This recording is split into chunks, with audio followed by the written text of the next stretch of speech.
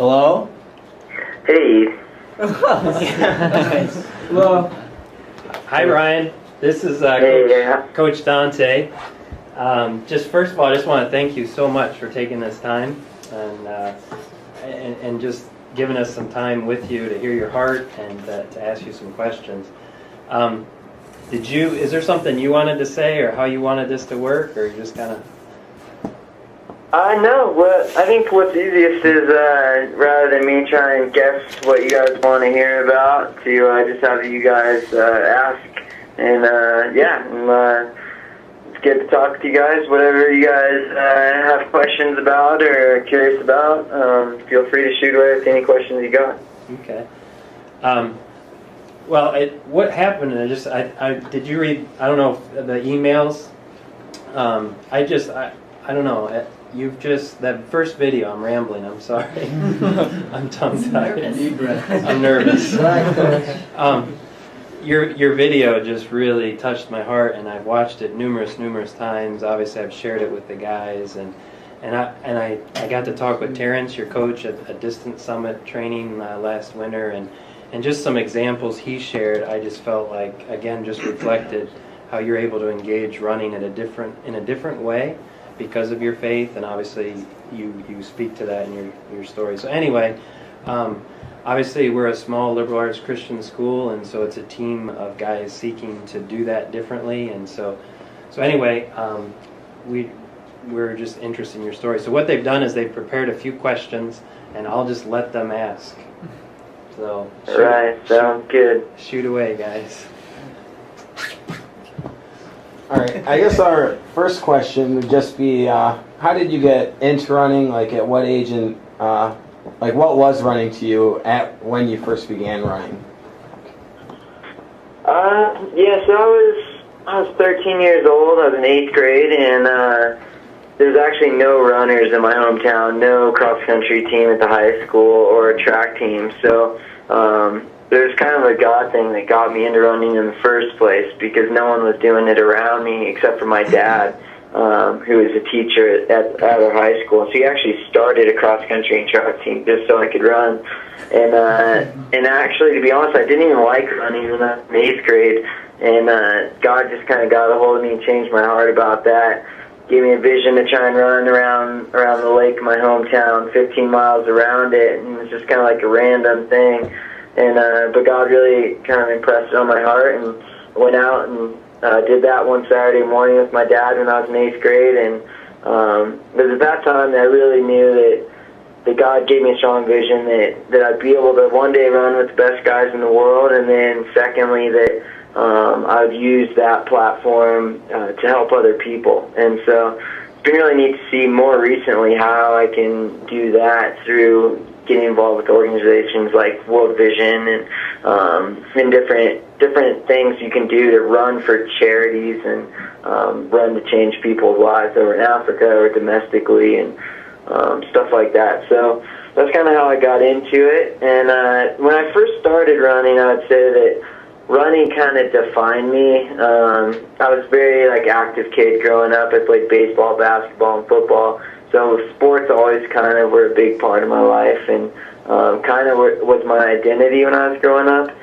And then, for God to change that in my heart. And it really wasn't until my sophomore year in college that all started to change for me, after I went through a really tough patch of running when I was doing really poorly and was thinking about just quitting and giving up, and took a quarter off my sophomore year, my sophomore year during winter quarter. I took off and went home, left school for a quarter, and just needed to get things figured out and get right with God and kind of re-get that vision that I had when I first started running. And that was when my identity kind of really shifted, and I became a Christian who happened to run rather than a runner who also happened to be a Christian. And that's when God started to really kind of get into my running and influence every step I take out there. What do you think caused that change of mind? I think the biggest thing was just the struggles, the hard time. I think we learn a lot, and God kind of reshapes us in those hard times. And I think really it's kind of a principle of reaping and sowing. It's like I was totally just reaping what I had sown as a kid when I built up my identity in my running. It's like I don't think God, you have to go through the storm to have a pure heart and to be how God intends us to be.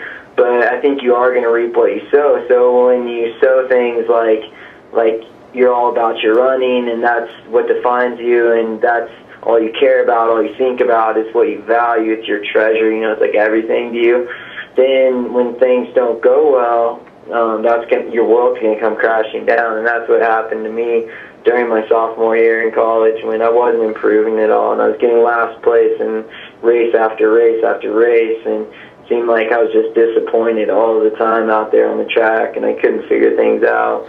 And I was just reaping what I had sown as a kid when I built up this huge identity in what I was doing rather than who I am in God's eyes. And so I had to really kind of get into the Word more and get a better understanding of who I am in God's eyes, and trying to look at myself that way rather than by what people were telling me based on my performances, or what I was telling myself based on my performances. What was your encouragement during those down times? There was a lot of people that really encouraged me through those hard times. My dad was a huge encouragement for me. My girlfriend, who's now my wife, my girlfriend at the time, who's my wife now, Sarah, she really encouraged me a lot through those hard times. So a lot of people encouraged me. My pastor encouraged me a lot. A lot of people were big influences in that way. But I'd say the biggest thing probably was just going back to that original vision I had. That was something that I couldn't shake, which I think is so important to have that, because when you have that, you can fall back on that all the time. I don't know if you guys have read The Alchemist or not, but I just read that. It's this awesome book about pursuing your personal journey or whatever, and there's a lot of biblically based stuff out of it. It's a fictional book, but there's a lot of good principles out of that. And so I think knowing what the vision at the end was for me, and knowing that I wasn't there, kind of made me realize that I had to keep going. I couldn't give up. I couldn't give in. It was something that I couldn't shake, that I kept falling back on. I kept falling back on God's promise to me. So I think it's also important to write down those promises. When you feel like God's giving you a personal promise, or you feel something really strong on your heart, to write it down. So when you hit those really bad days, those testing times, that you can fall back on this. What's your favorite verse, and what does it mean to you? I have a couple favorite verses. When I'm at these expos I go to, I do some autograph signings and stuff, and if I like to write discover what's inside and then sign it with Colossians 1:27, which is basically the part of the verse that I like out of there is Christ in you, the hope of glory. It's the mystery that's been revealed, that's been hidden in the ages, and now it's been revealed to us. Christ in you, the hope of glory. I love that verse because I know that there's something really special in all of us, but especially in us who have accepted Jesus, and we have His Spirit in us. That's an incredible mystery, an incredible thing that I'm still learning a lot about, and I'm learning to let it out. I'm learning how to do that, because I think I've kind of built up a lot of resistance to that, whether it's in church, being concerned about what other people are thinking about me, so I don't let the Spirit just flow out of me how I would if it was just me in the shower or something like that, you know what I mean? Or it's the same way with running, it's learning how to just let it out. I feel like that's something that God's been talking to me a lot about just recently. He's just get out of the way. It's like when you're out there working out and you're going hard, sometimes I'm trying to think so many things. I'm trying so hard to work through and process and make it such a mental thing. And I feel like he's just telling me, like, just get out of the way and just let me come out, you know. And that's what my running's all about, is to try and just let the Holy Spirit just flow out of me either. And I've had times when I've experienced that in incredible ways, like at the Olympic trials, when I ran under an hour and a half. Those are both some of the easiest races I ever ran, and I really felt like the best part of those races was experiencing God's Spirit moving in me when I was out there. Like, I can still get the sensation just thinking back on it, getting like the hairs on my arm standing up, you know, because I could just feel God's Spirit in me, and I could feel His power just like flowing through me. And I know that there's something special and it's available to all of us, you know. So that's why I signed that verse on my autographs, because I want to encourage people that, hey, you know, it's not just about winning, because at the end of the day, it's like not everyone's going to win an Olympic gold medal, not everyone's going to win a race or set records, something like that. But I want to encourage people something that we can all experience all the time, every single run. You know, we can all be successful. It's not exclusive. It's not just one person wins. It's like we all win, you know. And I think that's what's so awesome about having the Spirit in us, is we can all experience it, and it's way better than winning any race or setting any record. When you're running, how do you get like everything out of your head just to focus on God? Like, how do you clear your mind? Like, what do you do? You know what? I think it's different. Like, every time I'm out there running, sometimes, you know, like worship music will help me do that. Sometimes going over Bible verses in my head will do that. But honestly, sometimes it's just like just getting out there and just enjoying being alive, being in God's creation, doing what I believe God's created me to do at this point in my life. Just not putting like so much pressure on it, you know, because I know for me sometimes, like, I put so much pressure on like the system of how to connect with God, you know, and I don't think it's as much of a formula as we want it to be, you know. I think it's just like realizing that we're in God's presence all the time, you know, and just enjoying that and just being open to Him and His Spirit and His leading, and just being kind of quiet inside, you know, like I was saying, like, I feel like He's been telling me just let it out, you know, and like I don't have to think certain thoughts, or there's no magic one-line prayer or verse that I have to recite over and over again. I mean, those are all good things, but I think sometimes you just got to relax and just like enjoy His presence and just enjoy moving in His creation and just let it flow out of you, and not put so much pressure and not turn it into a formula. Like, I think it's more of an art than a formula. Our coach likes to say that we as Christians should be writing the books on what it means to be a team. So I'd just be interested to know how you would define a team, and if you've ever experienced that kind of team, I guess.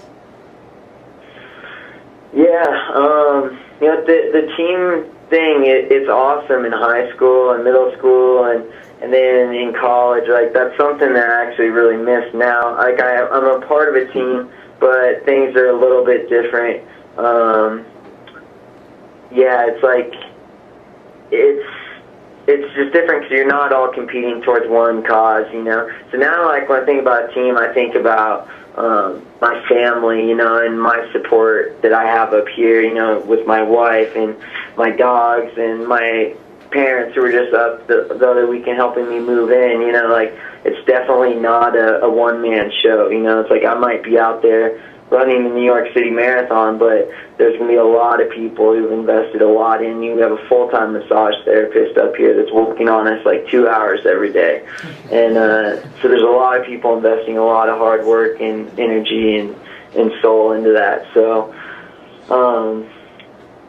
yeah, I'd say just a team, or just people who are just willing to sacrifice for one another, you know. And I think it's a really special thing when people are willing to do that and lay down their lives for each other. You know, I'm trying to learn how to do that in my rich, and then on the team that I'm on right now, and it can be a difficult thing because it only really works well if everyone buys into it and everyone's looking out for each other's best interests.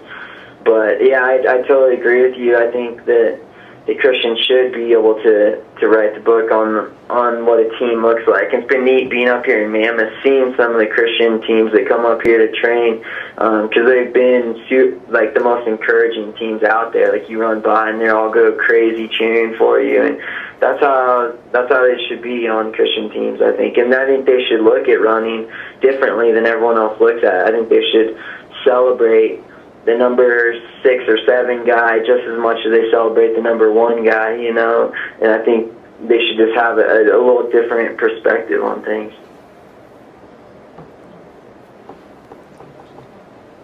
You said you had dogs. What kind of dogs do you have? And do you have any other pets? Yeah, we just have 2 dogs. We actually just got one. One is a 2-year-old miniature Siberian Husky, and one is also a miniature Siberian Husky, but he's pretty small. He's just 14 weeks right now, and he's a lot of fun. So yeah, they're my running part. Prayer that Jesus taught us to pray, that His will be done on heaven as it is on earth, and how to bring heaven down on earth, you know. It's a really good book. I definitely recommend that one. It's not too big.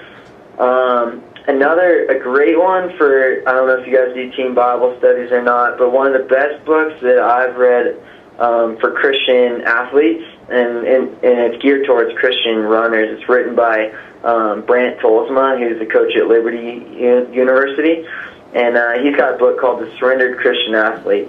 And I don't know if they're on press anymore, but if you go to their website at Liberty University and you shoot them an email, I'm sure he can get you some copies. It's the best book I've ever read on competing for Christian athletes. I think it hits the nail right on the head.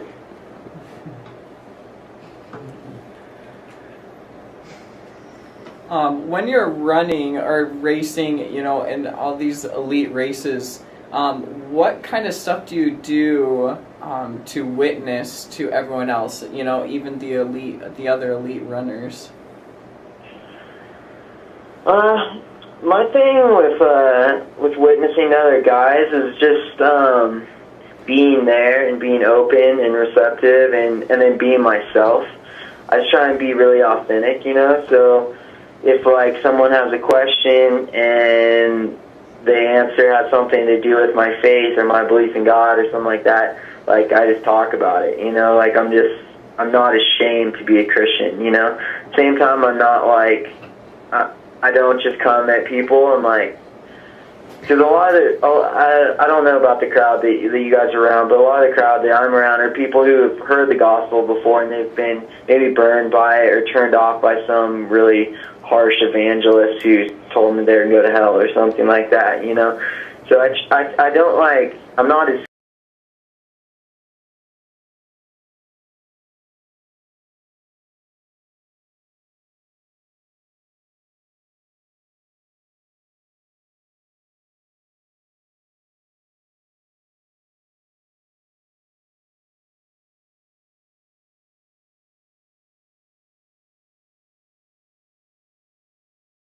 about Christian things, and if it comes up in conversation, I'll certainly engage my teammates in conversation. But I try and be me, and I try and just love my teammates and try and see them how God sees them, which, you know, I'm not perfect at, but still working on it. And yeah, that's kind of my approach. But I realize everyone's a little different, you know. Like I've met some people who have amazing gifts at street evangelism and stuff like that, and like I said, that hasn't been my personal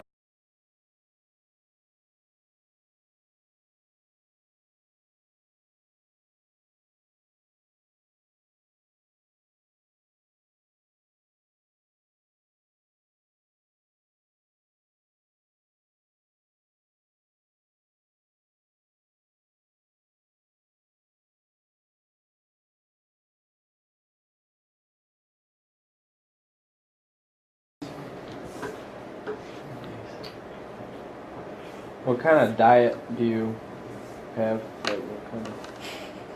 What do you like? What do you like? I don't know. Yeah. Yeah. So basically, what I try and do is like I try and keep a pretty balanced approach to it. You know, so I used to go like hardcore, like no sweets, no soda, no nothing. You know.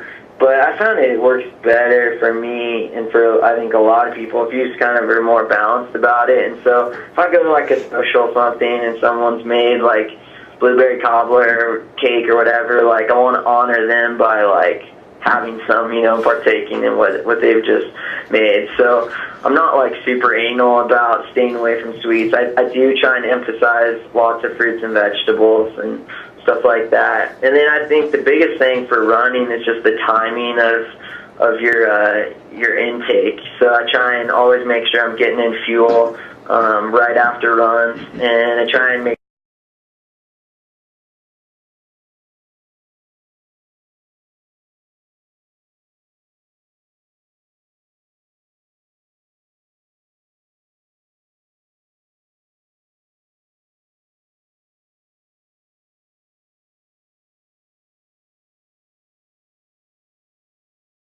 I was kind of under the state of mind where I was thinking any type of fat is bad, you know, but then that did not work out for me at all. I just get really weak and feel really low energy and really bad. And I've learned to implement healthy fats, like we eat tons of nut butter, flax oil, olive oils. So now I don't skimp on the fat anymore. You know, I can make sure that's a part of my diet, because that's what kind of gives you that sustaining energy and helps you burn your energy slower than if you just throw down a bunch of, you know, just normal bread or pasta or something like that.